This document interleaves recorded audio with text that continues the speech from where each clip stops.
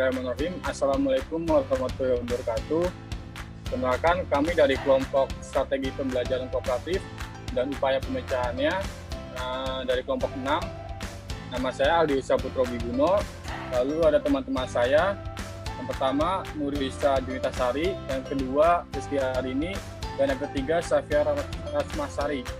Nah, di sini kami menjelaskan mengenai strategi pembelajaran kooperatif dan upaya pemecahannya. Untuk poin-poinnya, yang pertama, di sini kami akan menjelaskan mengenai pengertian dari strategi pembelajaran kooperatif, dan yang kedua, kami akan menjelaskan kelebihan dan kekurangannya. Lalu untuk poin ketiga, kami akan menjelaskan mengenai dasar pertimbangan pemilihan strategi. Lalu yang keempat, kami akan menjelaskan mengenai langkah pelaksanaan strateginya. Dan yang kelima, kami akan menjelaskan mengenai upaya pemecahan kasus pembelajarannya. Oke, yang pertama kita mulai dari pengertiannya. Oke, pembelajaran kooperatif atau cooperative learning merupakan istilah umum untuk sekumpulan strategi pengajaran yang dirancang untuk mendidik kerja sama kelompok dan juga interaksi antar siswa, yang dimana tujuan pembelajaran kooperatif setidak-tidaknya meliputi 3 tujuan pembelajaran, yaitu hasil belajar akademik, penerimaan keragaman, lalu pengembangan keterampilan dan juga sosial. Mengenai metode pembelajaran kooperatif learning mempunyai manfaat-manfaat yang positif apabila diterapkan di ruang kelas. Nah, beberapa keuntungannya antara lain, yang pertama, mengajarkan siswa untuk menjadi percaya pada guru, lalu meningkatkan kemampuan untuk berpikir, lalu untuk mencari informasi dan sumber lain dan belajar dari siswa lain. Oke, sekian dari saya. Wassalamualaikum. Saya akan lanjutkan kepada teman-teman saya.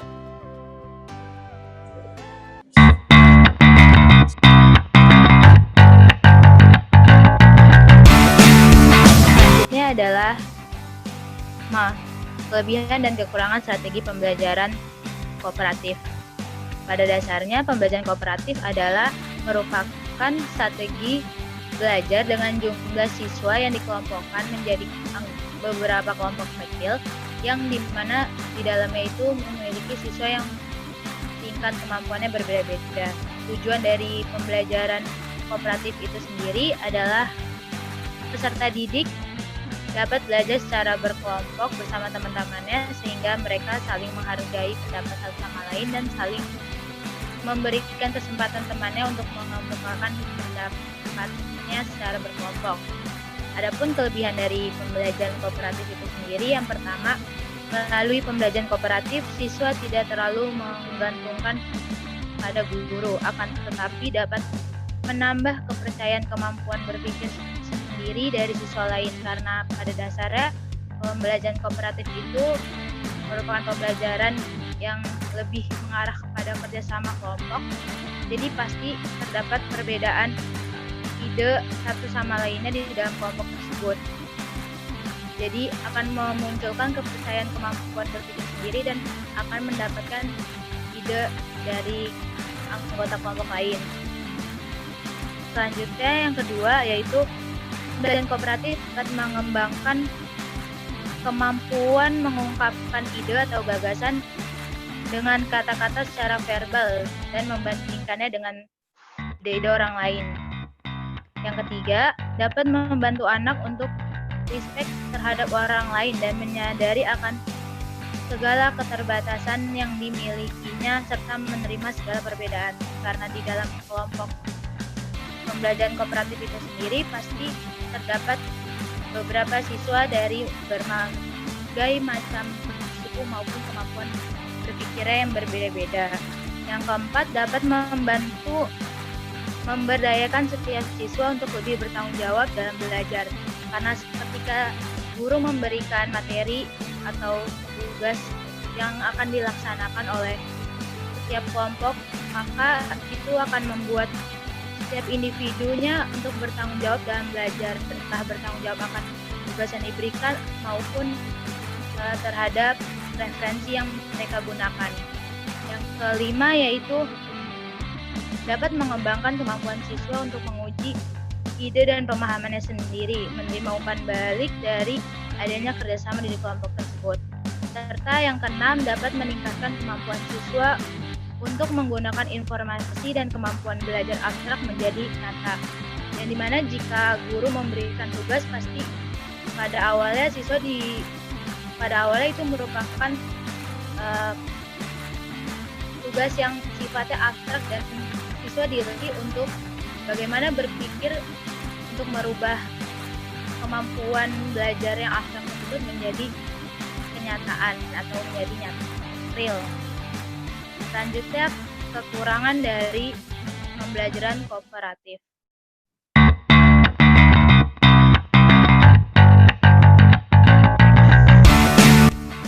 Kekurangan dari pembelajaran kooperatif itu sendiri, pertama, untuk memahami dan mengerti filosofis pembelajaran kooperatif perlu waktu yang cukup lama, karena guru harus lebih memberikan pembelajaran kooperatif yang sebenarnya itu yang seperti apa, pasti butuh waktu yang sangat lama. Terlebih jika ada kendala di dalam satu kelompok tersebut, ada siswa yang dianggap kurang memiliki kemampuan berpikir yang kurang, itu jadi membuat kelompoknya itu menjadi terkendala untuk menggunakan kerjasama dalam tim kelompok tersebut. Yang kedua itu adalah ciri utama kooperatif adalah bahwa siswa saling membelajarkan satu sama lain di dalam kelompoknya. Oleh karena itu, jika tanpa peer teaching yang efektif, maka dibandingkan dengan pengajaran langsung dari guru, bisa terjadi cara belajar yang demikian seharusnya dipelajari dan dipahami tidak dapat dicapai oleh siswa. Jika pada awalnya guru tidak memberikan tujuan pembelajaran yang baik, awalan yang baik kepada siswa dalam strategi pembelajaran kooperatif ini, pasti nantinya siswa dapat terkendala untuk memahami mata pelajaran atau materi yang diajarkan tersebut. Yang ketiga, penilaian yang diberikan dalam pembelajaran kooperatif didasarkan kepada hasil belajar kelompok. Namun, guru menyadari bahwa sebenarnya prestasi yang diharapkan adalah prestasi setiap individu siswa. Yang keempat, keberhasilan kooperatif dalam upaya mengembangkan kesadaran kelompok memerlukan periode yang cukup panjang. Dalam hal ini tidak mungkin dapat tercapai hanya dengan satu kali penerapan strategi pembelajaran ini. Jadi, seperti yang dibilang pada awalnya, bahwa pembelajaran kooperatif ini tidak mudah untuk dicapai atau dilaksanakan hanya dengan sekali atau dua kali pertemuan saja. Dan yang terakhir yaitu, walaupun kemauan bekerja sama merupakan kemampuan yang sangat dibutuhkan oleh siswa, akan tetapi banyak aktivitas dalam kehidupan yang hanya didasarkan kepada kemampuan secara individual saja. Sekian dari saya, selanjutnya akan dilanjutkan oleh teman saya.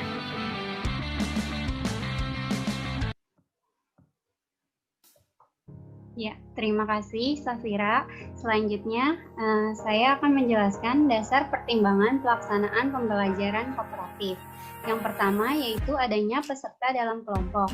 Peserta pembelajaran kooperatif adalah para siswa yang melakukan kegiatan belajar secara berkelompok. Pengelompokan siswa bisa dilakukan berdasarkan beberapa pertimbangan, misalnya berdasarkan minat, berdasarkan bakat, maupun kemampuan akademis, dan seterusnya. Pertimbangan apapun yang dipilih oleh guru dalam mengelompokkan siswa, tetapi tujuan pembelajaran harus yang paling diutamakan.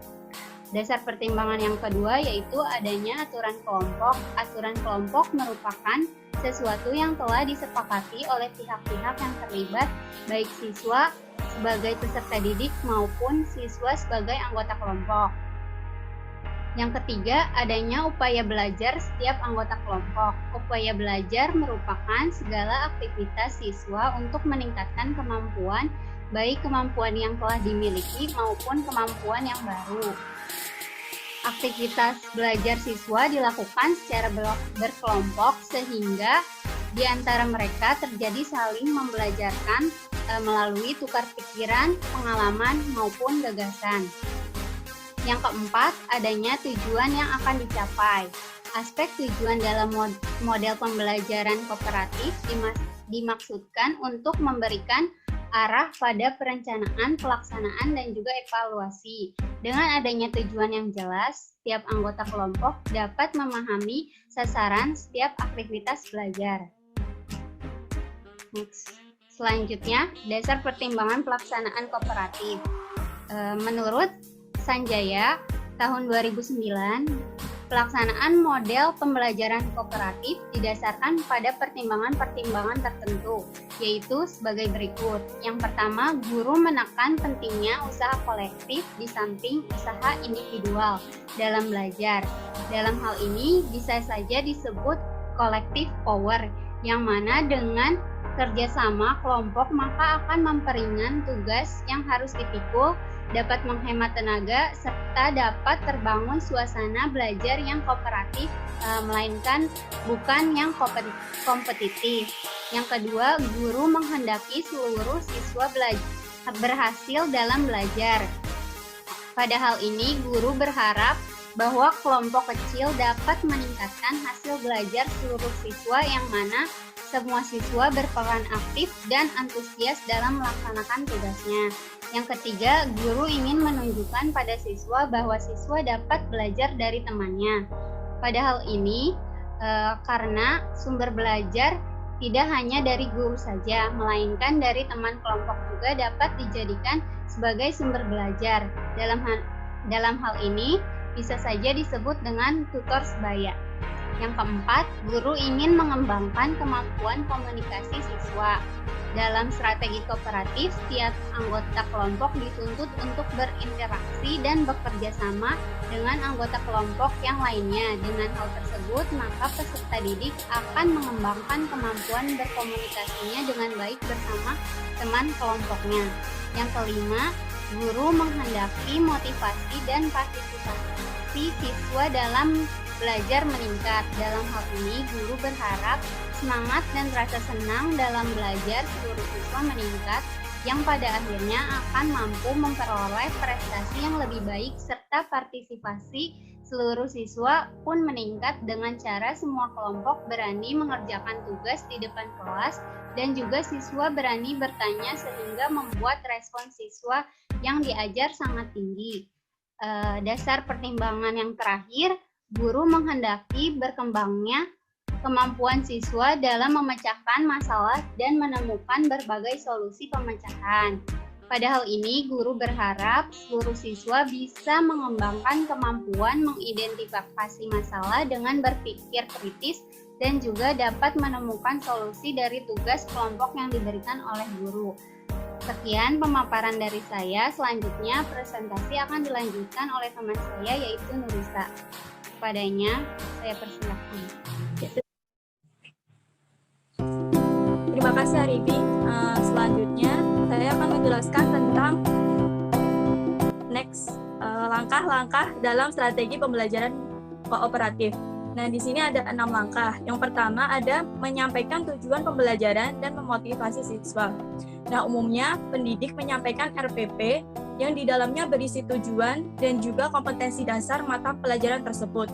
Hal ini penting disampaikan agar kedepannya pembelajaran menjadi terarah. Selain itu, pendidik juga dapat memberikan dorongan dan motivasi kepada siswa. Lalu yang kedua ada menyampaikan informasi terkait materi pembelajaran. Nah, penyampaian informasi yang akurat dan juga terbarukan dapat menjadi dasar pengetahuan bagi siswa sebelum melaksanakan kelompok belajar. Dan yang ketiga adalah mengorganisasikan siswa ke dalam kelompok-kelompok belajar. Nah, pendidik sebagai pembimbing di kelas dapat membagi kelompok-kelompok yang biasanya sesuai dengan urutan absen atau teknik berhitung, yang kedepannya akan digunakan untuk kelompok diskusi atau belajar. Yang keempat, membimbing kelompok belajar sesuai dengan tujuan pembelajaran. Nah, pendidik dapat memfasilitasi siswa selama kegiatan belajar mengajar kelompok berlangsung. biasanya pendidik akan berkeliling dari satu kelompok ke kelompok lainnya untuk memberikan saran dan juga menjawab pertanyaan dari kelompok tersebut agar materi diskusi masih sesuai dengan tujuan pembelajarannya. Lalu yang kelima ada memberikan evaluasi pembelajaran. Nah, pendidik diharapkan mengevaluasi hasil belajar yang telah disampaikan oleh siswa berupa kritik yang membangun dan juga penambahan-penambahan yang diperlukan. Lalu yang terakhir ada memberikan penghargaan. Nah, pendidik diharapkan memberikan pujian dan juga feedback sebagai bentuk apresiasi dari hasil belajar dan diskusi siswa. Next.